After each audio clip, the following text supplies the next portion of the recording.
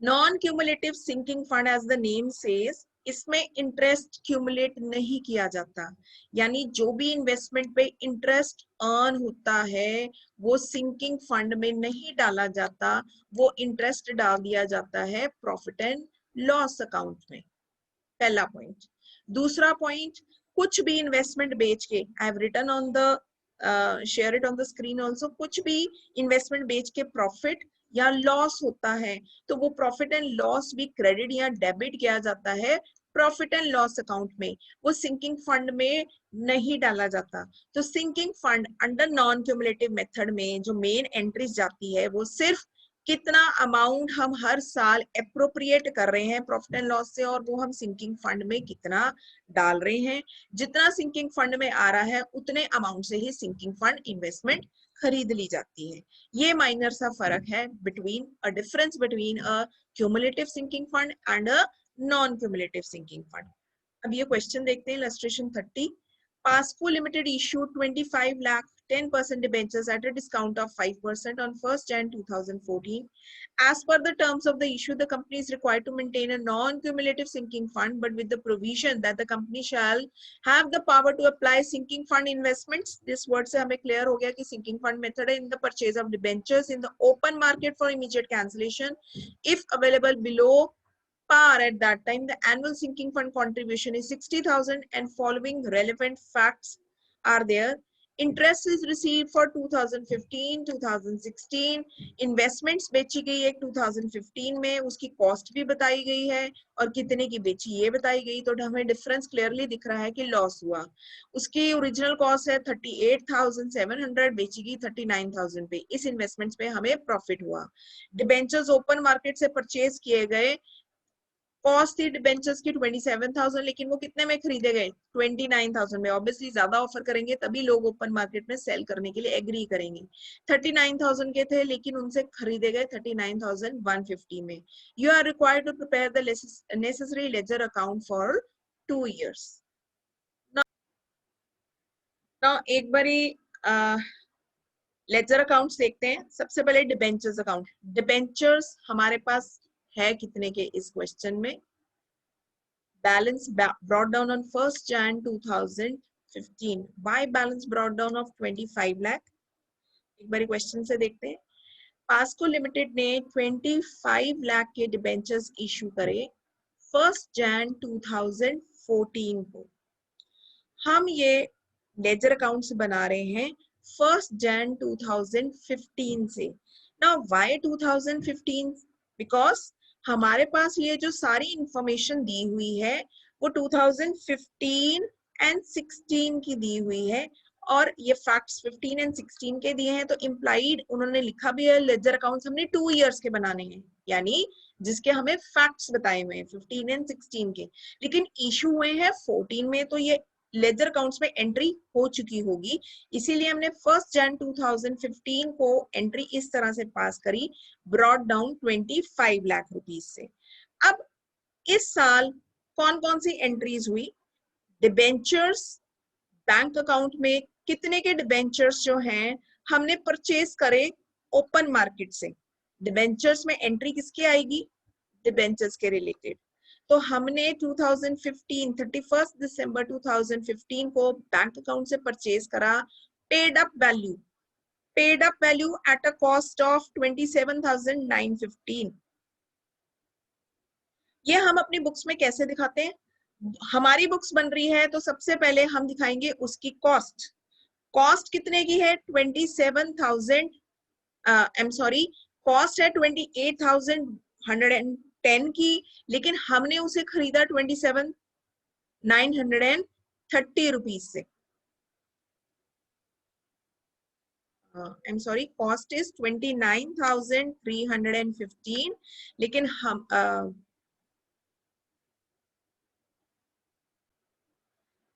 हमने जो debentures purchase करे ओपन मार्केट से, वो ओपन मार्केट से परचेज हुए 31 दिसंबर 2015, एंड बैंक से हमारी paid up value means this amount 29,315, लेकिन वो कॉस्ट कितने की थी? 27,915। तो हमें क्लियर दिख रहा है कि हमने पेमेंट ज्यादा करी है। बैंक से पेमेंट हमने करी एट अ कॉस्ट 27,915, लेकिन डिफरेंस कितने का आया? उसकी पेड अप वैल्यू थी 29,315। जब हम माइनस करेंगे तो 1,400 का डिफरेंस आया, जो कि हमने ट्रांसफर करा कैपिटल रिजर्व में। नाउ माय क्वेश्चन इज, पीट, when debentures are purchased in the open market, वो हमारे को कितनी की कॉस्ट पड़ी?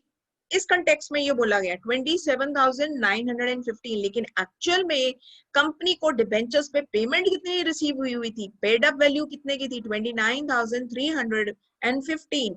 और उनको कितने में मिल गए अब ये डिबेंचर्स? 27,915 में मिल गए, यानी कम में मिल गए। तो ये कंपनी के लिए क्या है? कैपिटल प्रॉफिट्स है, इसलिए ये डिफरेंस ट्रांसफर करा कैपिटल रिजर्व में। तो अपनी बुक्स में अगर हम इस चीज को टोटल करें तो बुक्स में उन्होंने इफेक्ट इतनी अमाउंट का ही डाल दिया, 29,315 का ही इफेक्ट डाला है। अब डिबेंचर्स कितने के बचे? 24,70,685 के बचे, क्योंकि बाकी बैलेंस के तो परचेज कर लिए गए, तो वो डिस्ट्रॉय कर दिए गए। Balance brought down is 24,70,685 for the next year. Next year again कितनी कॉस्ट पे हमें मिले? 39,000 के मिले। वो कितने के थे? 39,150 के थे। तो कैपिटल प्रॉफिट डिफरेंस 150 का कैपिटल रिजर्व में ट्रांसफर कर दिया गया।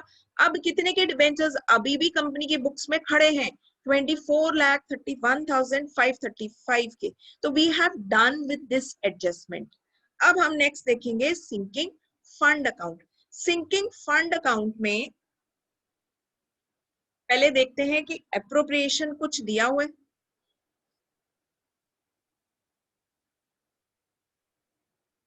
हमारे पास दो चीजें दी है नीचे एडजस्टमेंट में, interest and sinking fund investments. बेच के रियलाइजेशन मींस बेच के कितना पैसा आया। क्योंकि नॉन क्यूमुलेटिव सिंकिंग फंड बना रहे हैं तो हमने इंटरेस्ट की एंट्री सिंकिंग फंड अकाउंट में नहीं करनी, तो ये क्लियर है, हमने अभी ये एडजस्टमेंट नहीं करनी।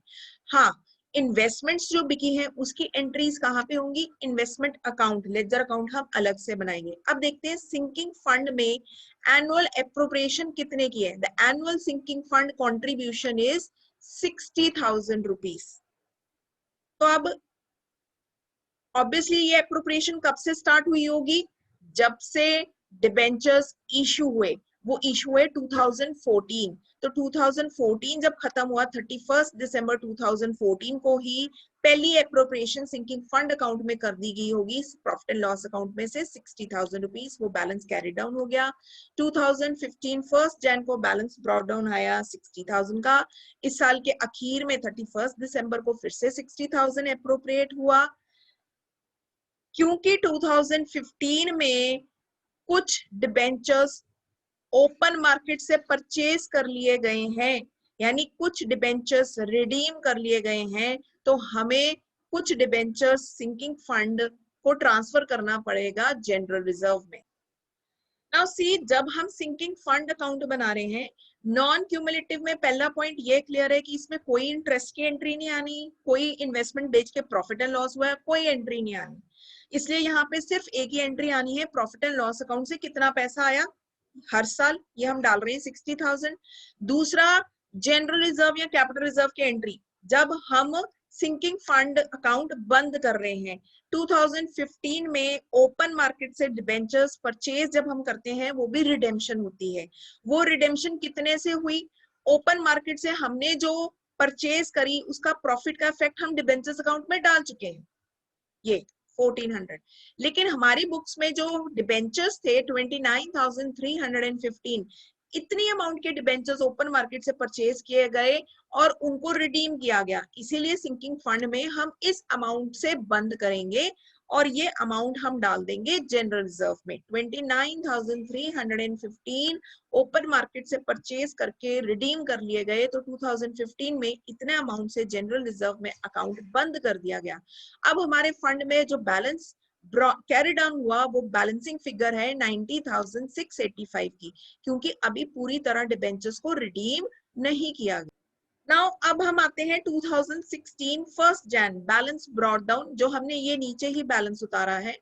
इस साल के अखीर में फिर से अप्रोप्रिएशन हुई, फिर से 2016 में कुछ डिबेंचर्स ओपन मार्केट से परचेज किए गए, और वो बुक्स में कितने के थे, हम बुक की वैल्यू देखेंगे सिंकिंग फंड में जो हमने डाली है, और वो बुक में थे 39,150 रुपीज के।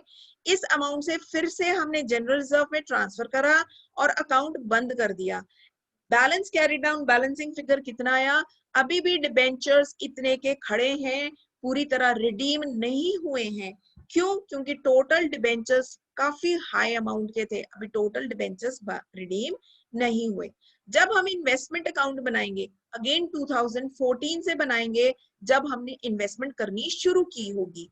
तो 2014 में पहली इन्वेस्टमेंट साल के अखीर में, इम्प्लाइड हम कुछ भी डेट ले सकते हैं क्योंकि क्वेश्चन में क्लियर नहीं है कि किस डेट पे इन्वेस्टमेंट की होगी।